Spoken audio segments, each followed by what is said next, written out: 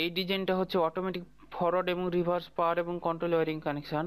তো এটা হচ্ছে পাওয়ার কানেকশান, এটা হচ্ছে কন্ট্রোল ওয়্যারিং কানেকশান। তো যখন আমরা ফিউজটা অন করব তখন আমাদের এই সিগন্যাল দুটি জ্বলতেছে, কারণ মোটরটি বন্ধ আছে, ফরওয়ার্ড এবং রিভার্স দুটোই বন্ধ আছে। এখন যদি আমি স্টার্ট দেই, এখন মোটরটি ফরওয়ার্ডে চলতেছে, ফরওয়ার্ডটা একটা নির্দিষ্ট সময় পর্যন্ত চলবে, দেন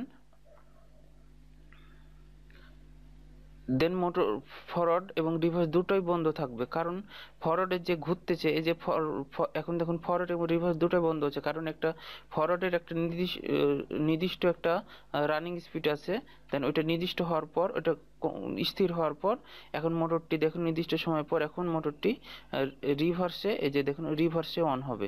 দেন এই যে রিভার্সে অন হচ্ছে, এই যে এগুলো কিন্তু ইন্ডিকেটর লাইটের মাধ্যমে আমরা বুঝতে পারতেছি।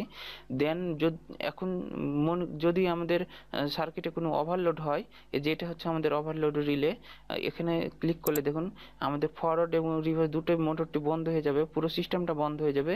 এবং এই যে ওভারলোড রিলের একটা ট্রিপ কয়েল হতে একটা যে অ্যালার্ম বা সিগন্যাল, ইন্ডিকেটর সিগন্যাল বলেন, সেই বাতিটি আমাদের জ্বলে উঠেছে।